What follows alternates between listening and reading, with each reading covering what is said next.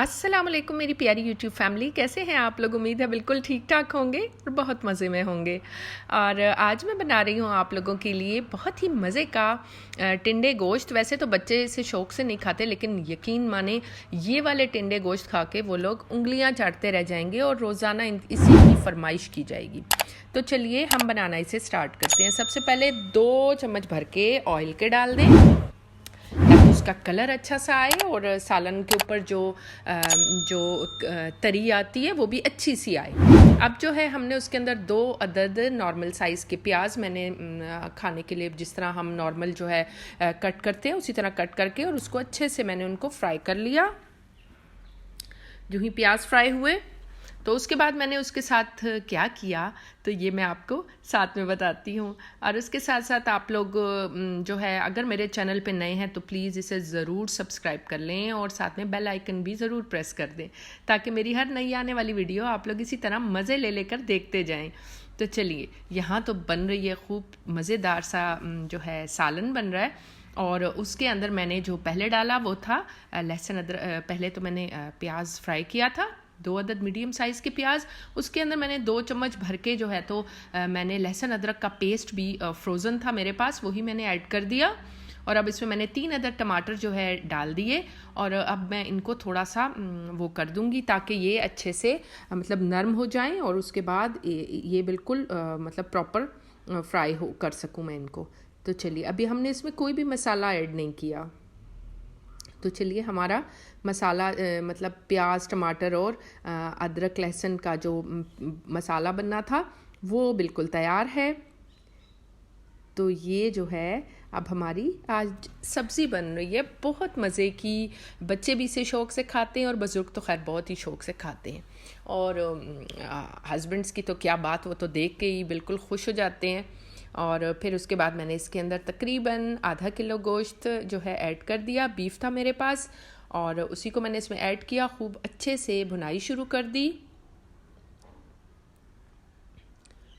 तकरीबन 8 से 10 मिनट मैंने इसकी भुनाई की नॉर्मल आंच पे। आप देखिए अभी से ही ऑयल जो है वो बिल्कुल ऊपर आ गया है।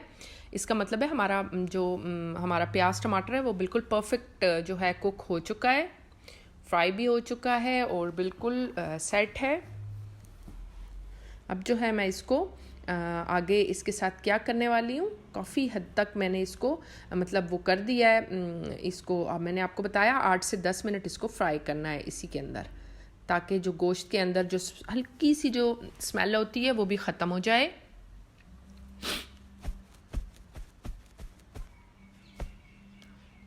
साथ साथ में मैं आपको कह रही हूँ प्लीज़ मेरे चैनल को सब्सक्राइब कर दें और बेल आइकन को भी प्रेस कर दें और रोज़ाना मेरी नई आने वाली वीडियोस को वॉच ज़रूर किया करें। 1 चम्मच भर के नमक का मैं ऐड कर रही हूँ।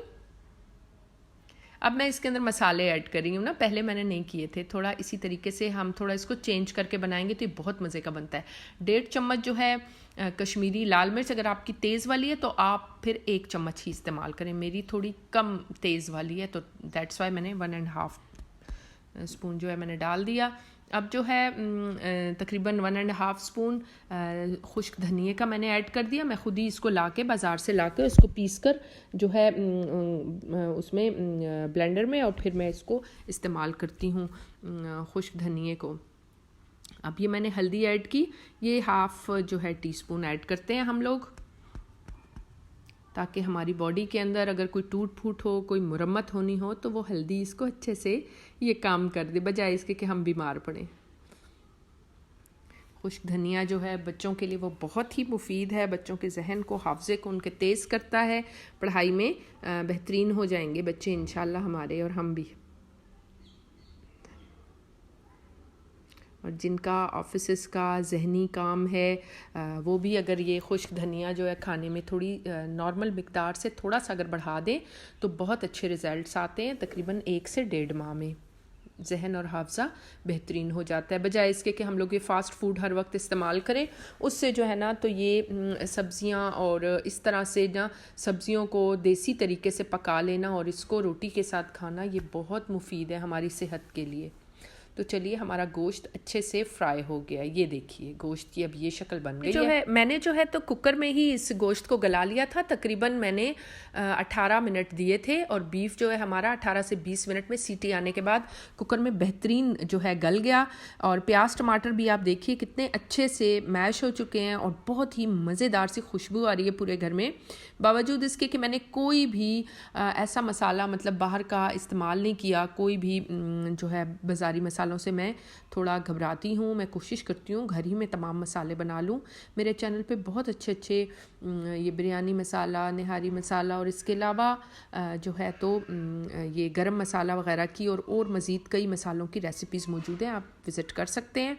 और बस इसके अंदर मैंने टिंडे जो है डाल दिए और टिंडों को मैंने सिर्फ़ और सिर्फ 25 मिनट जो है ढक के हल्की आंच पे पकाया और उसके बाद मेरा सालन तैयार हो गया।